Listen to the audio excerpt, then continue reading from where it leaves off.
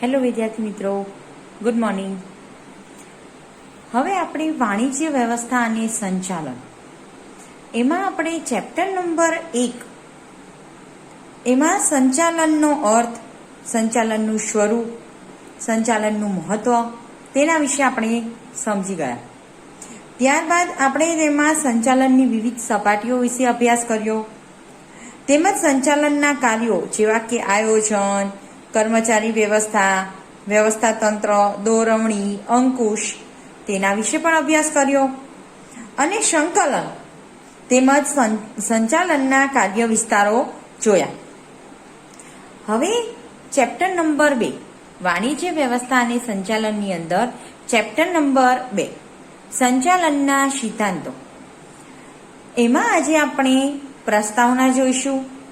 ત્યારબાદ સંચાલનના સિદ્ધાંતોનો અર્થ, સંચાલનના સિદ્ધાંતોનો ખ્યાલ અને તેનું સ્વરૂપ તેના વિશે તમને સમજૂતી આપું છું. તો ચલો શરૂઆત કરીએ પ્રસ્તાવનાથી. પ્રસ્તાવના. હવે આપણને સૌને ખ્યાલ છે કે સંચાલન છે એ પ્રાચીન યુગથી ચાલી આવે છે, બરોબર ને? સંચાલન એ સદીઓથી ચાલી આવતી પ્રવૃત્તિ છે. ઇતિહાસ પર નજર કરતાં દુનિયાના તમામ દેશોની અનેકવિધ પ્રવૃત્તિઓમાં સંચાલનના તત્વો જોવા મળે છે. આપણે જ્યારે પહેલું ચેપ્ટર ભણતા હતા ત્યારે જ મેં તમને એની પ્રસ્તાવનામાં કહ્યું હતું કે જ્યારે આદિમાનવ હતો તો એ પણ શિકાર કરવા માટે સંચાલન કરતો, બીજાઓની મદદ લેતો. ભારતમાં ચંદ્રગુપ્ત મૌર્યના શાસનમાં, રાજ્ય વ્યવસ્થામાં અને છત્રપતિ શિવાજી મહારાજના સમયમાં યુદ્ધ રણનીતિની વ્યૂહરચનામાં સંચાલનનો સારી રીતે ઉપયોગ થયેલો જોવા મળે છે. અનેક સંચાલન શાસ્ત્રીઓ, ચિંતકો, વિચારકો અને લેખકોએ સમય સમય પર સંચાલનની અવધારણાનું મૂલ્યાંકન અને પુનઃ વિચારણા કરી નવા સિદ્ધાંતોનું પ્રતિપાદન કર્યું છે. એટલે કે જેમ જેમ સમય જતો જાય છે તેમ તેમ સંચાલનની જે આપણે ધારણા જે કરી હતી પહેલાંના ચિંતકોએ કે લેખકોએ, એના વિશે પાછો વિચાર કરવામાં આવે છે, તેનું મૂલ્યાંકન કરવામાં આવે છે અને ફરીવાર તેનો વિચાર કરી અને આપણી સમક્ષ નવા સિદ્ધાંતો મૂકવામાં આવે છે. એટલે જેમ જેમ લેખકો યુગ બદલાતો જાય તે રીતે આપણને નવા સિદ્ધાંતો આપતા જાય છે. આમ સંચાલનના ખ્યાલનો ઇતિહાસ ખૂબ જ પ્રાચીન છે અને સમયના અંતરે એટલે કે સમયાંતરે એટલે કે જેમ જેમ સમય બદલાતો જાય છે તેમ તેમ તેઓ તેમાં ફેરફાર પણ કરતા જાય છે. છેલ્લા કેટલાક વર્ષોમાં સંચાલન વિચારધારાઓ જુદા જુદા અભિગમ સ્વરૂપે રજૂ થતી રહી છે. ફ્રેડરિક ટેલરથી લઈને Henri Fayol, Gilbreth, Max Weber, Chester Barnard, Peter F Drucker અને સી.કે. પ્રહલાદ જેવા સંચાલન શાસ્ત્રીઓએ વિવિધ સિદ્ધાંતોના પ્રતિપાદન દ્વારા સંચાલનના સિદ્ધાંતોને યુગ અનુકૂળ કરવામાં મહત્ત્વનો ફાળો આપ્યો છે. એટલે જે પ્રમાણેનો યુગ હોય તે પ્રમાણે સિદ્ધાંતોમાં ફેરફાર કર્યો છે.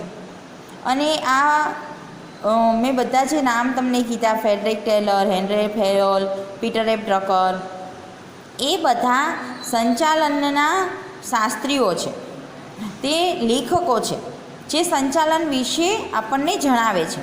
તેના વિશે વિવિધ વ્યાખ્યાઓ આપે છે, વિવિધ સમજૂતી આપે છે. હેરોલ્ડ કુંતઝે તો સંચાલન વિચારધારાઓને જંગલ તરીકે ઓળખાવી છે. જેવી રીતે જંગલની અંદર કેમ ઘણા બધા વૃક્ષો હોય છે, એવી રીતે સંચાલન વિશે પણ ઘણી બધી વિચારધારાઓ છે જે આપણને અલગ લેખકોએ તેમના મંતવ્ય પ્રમાણે આપી છે. ઓકે, હવે સંચાલનના સિદ્ધાંતો એનો અર્થ જોઈએ. હવે સંચાલનના સિદ્ધાંતો એટલે કે પ્રિન્સિપલ ઓફ મેનેજમેન્ટ મેનેજમેન્ટ એટલે સંચાલન અને પ્રિન્સિપલ એટલે તેના સિદ્ધાંતો. અર્થ: સંચાલનના સિદ્ધાંતો એ સંચાલકો માટે માર્ગદર્શક ભૂમિકા ભજવે છે. કે સંચાલકો જે છે એમને માર્ગદર્શન કોણ પૂરું પાડે છે? તો સંચાલનના સિદ્ધાંતો. હકીકતમાં સંચાલનના સિદ્ધાંતો એ નિયમો નથી, માત્ર ધારણાઓ, રૂઢિઓ અને અનુભવોનો નિચોડ છે. જુદા જુદા સંચાલન શાસ્ત્રીઓએ જુદી જુદી પરિસ્થિતિમાં મેળવેલ તારણો છે. જુદી જુદી પરિસ્થિતિની અંદર તેઓએ જે અનુભવ કર્યો અને એના ઉપરથી જે તારણ કાઢ્યું તે આપણી સમક્ષ રજૂ કર્યું અને તે વ્યવહારુ સાબિત થયા છે. તેમના અમલીકરણથી સચોટ પરિણામો પણ પ્રાપ્ત થયા છે. તેથી આ સિદ્ધાંતો ધંધાકીય એકમ માટે સંચાલન પ્રણાલીનો ભાગ બની જાય છે. આ જે સંચાલનના સિદ્ધાંતો છે એનો ઉપયોગ કરીને ધંધાકીય એકમની અંદર આપણે જે ધ્યેય સિદ્ધ કરવાનો છે તે ધ્યેય સિદ્ધ કરી શકાય છે. ધંધાકીય એકમમાં માનવ વર્તણૂકને સાનુકૂળ કરવા માટે અમુક નિયમો, સિદ્ધાંતો ઘડવા પડે છે. બરાબર ને? જેથી ધ્યેય સિદ્ધિ સરળ બને. આપણને કોઈ નિયમ હોય, સિદ્ધાંત હોય, તેને અનુસરીને આપણે ચાલીએ તો આપણને ધ્યેય સિદ્ધ કરી શકીએ છીએ, આપણે જે ધ્યેય નક્કી કર્યો હોય તે. આ સિદ્ધાંતોને સંચાલનના સિદ્ધાંતો કહે છે. એટલે કે ધંધાકીય એકમમાં માનવ વર્તણૂકને સાનુકૂળ કરવા માટે અમુક નિયમો અને સિદ્ધાંતો ઘડવા પડે છે, જેથી ધ્યેય સિદ્ધ સરળ બને. આ સિદ્ધાંતોને સંચાલનના સિદ્ધાંતો કહે છે. હેલો વિદ્યાર્થી મિત્રો, હવે સંચાલનના સિદ્ધાંતોનો અર્થ જોઈ ગયા બાદ હવે આપણે તેનો ખ્યાલ જોઈએ. સંચાલન એ કળા અને વિજ્ઞાનનો સમન્વય છે. આપણે પહેલા ચેપ્ટરમાં જોઈ ગયા કે સંચાલન એ કળા પણ છે, તે વિજ્ઞાન પણ છે. હવે વિજ્ઞાન હોવાથી તેમાં સિદ્ધાંતો હોય તે સ્વાભાવિક છે. બરાબર ને? શુદ્ધ વિજ્ઞાનની માફક સંચાલનના સિદ્ધાંતો જડ નથી. સંચાલનના સિદ્ધાંતો છે એ જડ નથી, પણ તેમાં આપણે પરિવર્તન કરી શકીએ છીએ. તેથી તે પરિવર્તનશીલ છે. સંચાલનના સિદ્ધાંતો માનવ વર્તણૂક સાથે સીધો સંબંધ ધરાવે છે. તેથી જ સમયાંતરે તેમાં જરૂરી ફેરફારો કરી નવા સિદ્ધાંતોના ઉમેરાને અવકાશ રહે છે.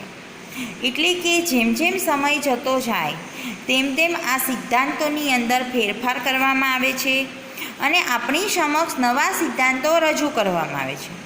આ સિદ્ધાંતો કોણ રજૂ કરે છે? સંચાલનના જે શાસ્ત્રીઓ છે, લેખકો છે તેઓ. તો માનવ વર્તણૂક અને ટેકનોલોજી એવા પરિબળ છે કે જે સમયાંતરે બદલાતા રહે છે. બરાબર ને? આપણે માનવ વર્તણૂક છે એ બદલાતી રહે. જેમ જેમ સમય બદલાતો જેમ મનુષ્ય છે એનામાં ફેરફાર થતો જાય, એની વિચારધારા બદલાતી જાય. તેવી જ રીતે ટેકનોલોજીમાં પણ ફેરફાર થતા રહે છે. આ પરિવર્તનોને પહોંચી વળવા સંચાલનના સિદ્ધાંતોમાં ફેરફાર થતો રહે છે અને કરવો જ પડે. સંચાલનના સિદ્ધાંતો એ નિર્ણય ઘડતર અને તેના અમલીકરણ માટેની વિસ્તૃત અને ચોક્કસ માર્ગદર્શિકા છે. એટલે કે સંચાલનના સિદ્ધાંતો છે એનાથી આપણે ધંધાકીય કોઈ નિર્ણય કરવાનો હોય તો તે કરી શકીએ છીએ અને એ સિદ્ધાંતોના અમલ દ્વારા આપણને ઘણું બધું માર્ગદર્શન મળે છે. બરાબર? સંચાલનના સિદ્ધાંત અનુસાર વિવિધ પ્રોત્સાહનો દ્વારા કર્મચારીની કાર્યક્ષમતામાં વધારો કરી શકાય. તેમને આપણે કર્મચારીઓને જેમ પ્રોત્સાહન આપીશું તેમ તેના કામનીમાં ઘણો બધો ફેરફાર થશે, એટલે એમની કાર્યક્ષમતા વધશે. તેઓને થશે કે હજી અમે વધારે સારું કાર્ય કરીએ. બરાબર? અહીંનું ઉદાહરણ જોઈએ. દાખલા તરીકે કોઈ એક કર્મચારીની બઢતી અંગેના નિર્ણય માટે તેની નોકરીના વર્ષોને આધારભૂત ગણવામાં આવે. એટલે કે સિનિયોરિટી પ્રમાણે જેને વધારે વર્ષ નોકરી કરી હોય એને ઉપર બઢતી આપવામાં આવે. હવે બઢતી એટલે શું? મેં કહ્યું હતું કે તે જે હોદ્દા પર છે તેના કરતાં તેમને ઉપરના હોદ્દો આપે તો તેને બઢતી કરી કહેવાય.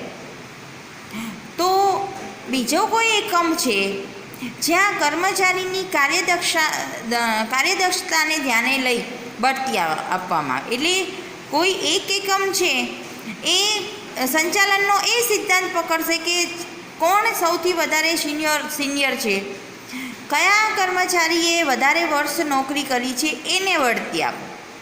જ્યારે બીજો સિદ્ધાંત એ પણ કહે છે કે જેની કાર્યદક્ષતા વધારે હોય, સારી હોય, એ કર્મચારીને બઢતી આપો. તો કોઈ એક એકમ છે એ સિદ્ધાંતને અનુસરશે. બરાબર. સંચાલનના સિદ્ધાંતો તથા સંચાલનની પ્રયુક્તિ વચ્ચેનો ભેદ સમજવો અત્યંત જરૂરી છે. કારણ કે સંચાલનના સિદ્ધાંત પણ અલગ છે અને એની પ્રયુક્તિ પણ અલગ છે. પ્રયુક્તિઓ કે રીત એ બંને સરખા. પ્રયુક્તિ કે રીતો એ ધ્યેય સિદ્ધિ માટે લેવામાં આવેલ વિવિધ પગલાઓનો સમૂહ છે. આપણે કોઈ રીત દ્વારા ધ્યેય સિદ્ધ કરીએ, કોઈ પદ્ધતિ દ્વારા, એને કહેવાય પ્રયુક્તિ. જ્યારે સિદ્ધાંતો એ પ્રયુક્તિના અમલ વખતે લેવામાં આવેલ નિર્ણયો અંગેની માર્ગદર્શિકા છે. આપણે કોઈ રીત કરવી હોય, કોઈ પદ્ધતિ અનુસરવી હોય તો એ આપણે એનો નિર્ણય કઈ રીતે કરીશું? સંચાલનના સિદ્ધાંત પ્રમાણે. જેમ મેં ઉપર ઉદાહરણ આપ્યું કે કોઈ એકમની અંદર સિનિયોરિટીને પ્રાધાન્ય આપવામાં આવે તો કોઈ એકમની અંદર કર્મચારીની કરવાની જે ક્ષમતા છે તેને ધ્યાનમાં લેવાશે કે જેની વધારે કાર્યક્ષમતા હશે એને બઢતી આપવામાં આવશે. બરાબર. પ્રયુક્તિની જેમ જ સિદ્ધાંતો અને મૂલ્યો વચ્ચે ભેદ સમજવો પણ અત્યંત જરૂરી છે. મૂલ્યો એ હેલો વિદ્યાર્થી મિત્રો, પ્રયુક્તિની જેમ જ સિદ્ધાંતો અને મૂલ્યો વચ્ચે ભેદ સમજવો પણ અત્યંત જરૂરી છે. મૂલ્યો એ સ્વીકાર્ય અથવા ઈચ્છનીય છે. મૂલ્યો એટલે કે નૈતિક મૂલ્યો, પ્રામાણિકતા છે, ઈમાનદારી છે, સત્ય બોલવું, એ બધા મૂલ્યો તે નૈતિકતા સાથે સંબંધ ધરાવે છે. જ્યારે સિદ્ધાંતો એ માનવ વર્તણૂક માટેનું સર્વસામાન્ય સત્ય તથા માર્ગદર્શિકા છે. એ આપણને માર્ગદર્શન આપે છે કે કઈ રીતે આપણે કાર્ય કરવું, કઈ રીતેના આપણે નિર્ણય લેવા, એ આપણે સિદ્ધાંત દ્વારા જોઈ શકીએ છીએ. સિદ્ધાંત દ્વારા આપણે નિર્ણય કરી શકીએ છીએ. તો હવે આપણે સંચાલનના સિદ્ધાંતોનું સ્વરૂપ તે વિશે અભ્યાસ કરીએ. સંચાલનના સિદ્ધાંતો વ્યવહારુ તારણ છે, જડ નથી. આ સિદ્ધાંતો કાર્ય કરવા માટેની માર્ગદર્શિકા છે. આપણે કઈ રીતે કાર્ય કરવું તે આપણને એનું માર્ગદર્શન આપે છે, જે કાર્ય અને કારણનો સંબંધ ધરાવે છે. સંચાલનના જુદા જુદા કાર્યો જેવા કે આયોજન, વ્યવસ્થા તંત્ર, દોરવણી, અંકુશની અમલવારી વખતે સંચાલનના સિદ્ધાંતો સંચાલકને નિર્ણય ઘડતર માટે માર્ગદર્શક ભૂમિકા પૂરી પાડે છે. જે સંચાલનના જુદા જુદા કાર્યો છે, આયોજન, દોરવણી, અંકુશ, એ બધા કાર્ય કરવા માટે સંચાલકને જે નિર્ણય કરવા માટે જે માર્ગદર્શન આપે છે તે સંચાલનના સિદ્ધાંતો. ઓકે. નિષ્ણાતોનું કહેવું છે કે આ સિદ્ધાંતો એ મોટે ભાગે સત્ય હોય છે, પરંતુ સંપૂર્ણ સત્ય નથી. તેમાં પણ અપવાદનો નિયમ રહે છે કે સિદ્ધાંતો છે એ મોટે ભાગે સત્ય જ હોય, પરંતુ એમાં પણ અપવાદ છે. કોઈ વાર તે સત્ય ના પણ હોઈ શકે. સંચાલનના સિદ્ધાંતોની આપણે આ ચર્ચા કરી તેના પરથી તેના સ્વરૂપ વિશે જોઈએ. અહીંયા આપણને સંચાલનનું સ્વરૂપ જાણવા માટે 5 મુદ્દા આપ્યા છે. સૌથી પહેલો મુદ્દો છે સાર્વત્રિક સ્વીકૃતિ. સંચાલનના સિદ્ધાંતો મોટાભાગના ધંધાકીય એકમોને લાગુ પાડી શકાય.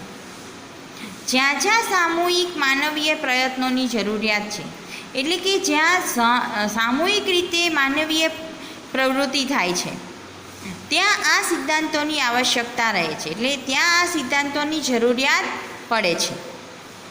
જો કે ધંધાકીય એકમના પ્રકાર, સ્વરૂપ, પ્રવૃત્તિ અને કદ મુજબ સંચાલનના બધા સિદ્ધાંતો લાગુ પાડવાની માત્રામાં ફેરફાર હોય છે.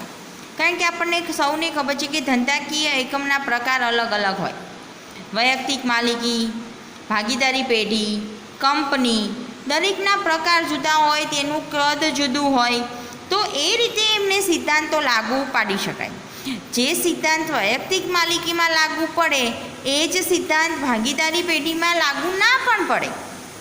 ઓકે, પરંતુ મોટાભાગના ધંધાકીય એકમોમાં સંચાલનના સિદ્ધાંતો લાગુ પાડી શકાય છે. તેથી સંચાલનના સિદ્ધાંતો સર્વવ્યાપક કે સાર્વત્રિક છે. એટલે તે આપણે સંચાલનના સિદ્ધાંતો છે એ મોટાભાગના ધંધાકીય એકમમાં આપણે તેનો ઉપયોગ કરી શકીએ. બીજું છે પરિવર્તનશીલ.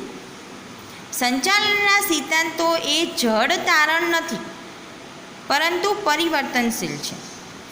સંચાલકને જ્યારે અને જેવી પરિસ્થિતિમાં જરૂર જણાય ત્યાં તેમાં પરિવર્તનશીલતાને અવકાશ છે. એટલે કે સંચાલક છે તે સિદ્ધાંતમાં પરિવર્તન કરી શકે છે. કેટલીક પરિસ્થિતિમાં આ સિદ્ધાંતો બંધ બેસતા ન જણાય ત્યારે સંચાલકને તેમાં ફેરફાર કરવાની છૂટ પણ રહે છે. દાખલા તરીકે કાર્ય વિભાજનનો સિદ્ધાંત મોટા એકમોમાં એક સમાન રીતે લાગુ કરી શકાય, પરંતુ નાના એકમોમાં તેટલી જ માત્રામાં કાર્ય વિભાજનનો સિદ્ધાંત લાગુ કરી શકાતો નથી. હવે તમને એવો પ્રશ્ન થાય કે કાર્ય વિભાજનનો સિદ્ધાંત એટલે શું? કાર્ય વિભાજન એટલે કે કાર્યને એના આપણે ભાગ પાડી દેવા, કે એક કર્મચારીએ આટલું કાર્ય કરવાનું, બીજા કર્મચારીએ એના પછીનું કાર્ય કરવાનું. તમને એક ઉદાહરણ આપું કે કોઈ એક કારખાનું હોય તો એમાં કોઈ વસ્તુઓનું ઉત્પાદન કરવામાં આવે તો અમુક કર્મચારી હશે એને યંત્ર પર કામ કરવાનું કાર્ય સોંપવામાં આવશે. અમુક કર્મચારી હશે એ જે તૈયાર થયેલા વસ્તુ છે એનું પેકિંગ કરવાનું કાર્ય કરવામાં આપશે. કોઈ કર્મચારી છે તો એને એ જે વસ્તુ તૈયાર કરીને પેકિંગ કર્યું છે એને વેચાણ વિભાગ સુધી પહોંચાડવાનું કાર્ય આપવામાં આવ્યું હોય તો એ થયું કાર્ય વિભાજનનો સિદ્ધાંત. હવે જો કોઈ નાનું જેવું એકમ હશે તે ત્યાં એક કે બે જ વ્યક્તિ કાર્ય કરતી હશે, કર્મચારી હશે, તો ત્યાં આ વિભાજનનો સિદ્ધાંત લાગુ પડી શકાય નહીં. એ જે એક કે બે કર્મચારી કરે છે તેણે જ બધા જ કાર્યો કરવા પડે. ખ્યાલ આવી ગયો? બરાબર. તો આ કાર્ય વિભાજનનો સિદ્ધાંત તમારે આ બધા સિદ્ધાંત ભણવાના છે. આ જ ચેપ્ટરમાં હું તમને ઉદાહરણ સહિત ભણાવીશ એટલે ખ્યાલ આવી જશે. ઓકે, હવે આપણે જે સંચાલનનું સ્વરૂપ સમજીએ છીએ એમાં ત્રીજો મુદ્દો આવ્યા સામાન્ય માર્ગદર્શિકા. સંચાલન સિદ્ધાંતો એ જુદી જુદી પરિસ્થિતિમાંથી જુદા જુદા નિષ્ણાતો દ્વારા થયેલા અનુભવોની ફલશ્રુતિ છે. એટલે કે જે જુદી જુદી પરિસ્થિતિની અંદર જે જુદા જુદા નિર્ણયો નિષ્ણાતો છે એમને જે અનુભવ થયા એના આધારે એમણે સંચાલનના સિદ્ધાંતો તૈયાર કર્યા છે. ધંધાકીય એકમનું સંચાલન કરતી વખતે એકમમાં વિષમ અને જટિલ સમસ્યાઓ આવતી હોય છે. એટલે કે આપણે કોઈ એકમનું સંચાલન કરતા હોય તો આપણને ઘણી બધી સમસ્યાઓ, મોટી કે નાની, કોઈ પણ સમસ્યા આપણી સમક્ષ આવે તો આ દરેક સમસ્યાનું સ્વરૂપ એકમ અનુસાર જુદું જુદું હોય, કે એકમનું કદ જે પ્રમાણેનું હશે એ પ્રમાણે એની સમસ્યાનું નિવારણ થશે. જે દરેક પરિસ્થિતિમાં દરેક એકમ માટે એક સરખું પરિણામ આપી શકે નહીં. વૈયક્તિક માલિકીમાં જે પરિણામ આપણને આપે આ સિદ્ધાંત, એ જ પરિણામ આપણને કંપની સ્વરૂપમાં ના પણ મળે. બરાબર. તેથી સંચાલનના સિદ્ધાંતોને દરેક એકમ માટે ચુસ્ત રીતે લાગુ પાડી શકાય નહીં. દરેક એકમ અલગ છે, તેનું કદ અલગ છે, તેનું સ્વરૂપ અલગ છે, તો દરેકની અંદર અલગ અલગ સિદ્ધાંતો છે એ લાગુ પાડી શકાય. પરંતુ સિદ્ધાંતોનો માત્ર એક માર્ગદર્શિકા તરીકે સાનુકૂળ પરિસ્થિતિમાં ઉપયોગ કરી ઇચ્છિત પરિણામો મેળવી શકાય છે. કે જે સંચાલનના સિદ્ધાંતો આપણી સમક્ષ રજૂ કર્યા છે, એમાંથી સંચાલકે નિર્ણય કરવાનો કે આપણે આપણા એકમનું કદ જેવડું છે એ પ્રમાણે કયો સંચાલનનો સિદ્ધાંત લાગુ પાડીશું તો આપણી સમસ્યા છે એનો ઉકેલ લાવી શકાય. બરાબર. એટલે જે સંચાલનના સિદ્ધાંતો છે એ ફક્ત આપણને આપણા માટે એક માર્ગદર્શિકા છે અને તે આપણને માર્ગદર્શન પૂરું પાડે છે. ચોથું છે માનવ વર્તણૂક પર આધારિત. સંચાલનમાં માનવ એક કેન્દ્ર સ્થાને છે. તેથી સંચાલનના સિદ્ધાંતો એ માનવ વર્તણૂક ઉપર મોટી અસર જન્માવે છે. એટલે કે માનવની જે વર્તણૂક છે એના ઉપર સંચાલનના સિદ્ધાંતો છે એ અસર છોડે છે. સંચાલનના સિદ્ધાંતોને માનવ વર્તણૂક સાથે સીધો સંબંધ રહેલો છે અને માનવ વર્તણૂક એ મનોવૈજ્ઞાનિક બાબત છે જે સંચાલનના સિદ્ધાંતોના અમલ વખતે ધ્યાનમાં લેવી જરૂરી છે. વિદ્યાર્થી મિત્રો, જ્યારે હું તમને સંચાલનના સિદ્ધાંતો સમજાવીશ ત્યારે તમને એના વિશે વધારે ખ્યાલ આવશે. બરાબર. કે તે માનવ વર્તણૂક ઉપર કઈ રીતે અસર કરે છે. જેવી રીતે મેં તમને એક ઉપર ઉદાહરણ આપ્યું કે કારખાનાની અંદર વધારે વ્યક્તિઓ હશે, મોટું એકમ હશે, તો એ પ્રમાણે કાર્ય વિભાજન થશે. એવી રીતે માનવ વર્તણૂક ઉપર સંચાલનના સિદ્ધાંતો છે એ કઈ રીતે એના ઉપર અસર કરે છે એ આપણે જ્યારે સંચાલનના સિદ્ધાંતો જોઈશું ત્યારે તમને ઓટોમેટિક ખ્યાલ આવી જશે. હવે પાંચમો છે આકસ્મિકતા. સંચાલનના સિદ્ધાંતો લાગુ પાડવા માટેનું એક તત્વ આકસ્મિકતા પણ છે. કોઈ એક ચોક્કસ અનિવાર્ય પરિસ્થિતિમાં આ સિદ્ધાંતોનો ઉપયોગ દ્વારા એકમ જરૂરી નિર્ણયો લઈ ધ્યેય સિદ્ધ સરળ બનાવી શકે છે. દાખલા તરીકે કર્મચારીઓની યોગ્ય અને વ્યાજબી મહેનતાણું ચૂકવવું જોઈએ. શું આ યોગ્ય અને વ્યાજબી છે તે આકસ્મિકતા કે જરૂરિયાતને આધારે અસર કરતા પરિબળોને ધ્યાને લઈ નક્કી કરી શકાય. એટલે કે કર્મચારી જે પ્રમાણે કાર્ય કરે છે એ પ્રમાણે તેને મહેનતાણું મળવું જોઈએ, એટલે કે પગાર આપવો જોઈએ. હવે એ પગાર યોગ્ય છે કે વ્યાજબી છે એ નિર્ણય કોણે કરવાનો? આપણને સંચાલનના જે સિદ્ધાંતો છે તેના દ્વારા આપણે નક્કી કરી શકીએ. બરાબર. કે કઈ રીતની જરૂરિયાત છે, જે રીતનો સમય હશે, જરૂરિયાત હશે એ પ્રમાણે કર્મચારીને વ્યાજબી મહેનતાણું આપવામાં આવશે અને તે પણ તેણે કરેલ કાર્ય પ્રમાણે. જો કોઈ કર્મચારીએ એક મહિનાની અંદર કોઈ એક એકમમાં 20 જ દિવસ કાર્ય કર્યું હોય તો તેને 20 જ દિવસનું મહેનતાણું મળે, આખા મહિનાનો પગાર મળે નહીં. બરાબર. ઓકે, ખ્યાલ આવી ગયો. આ હતું સંચાલનના સિદ્ધાંતોનું સ્વરૂપ. વિદ્યાર્થી મિત્રો, જો તમને આ વિડીયો પસંદ આવ્યો હોય તો પ્લીઝ તેને લાઈક કરજો, શેર કરજો અને સબસ્ક્રાઈબ કરજો. અને સબસ્ક્રાઈબની બાજુમાં જે બેલ આઇકન છે તેને પ્રેસ કરજો, જેથી કરીને મારો નવો વિડીયો આવે તો તમે જોઈ શકો. Okay, have a good day. By.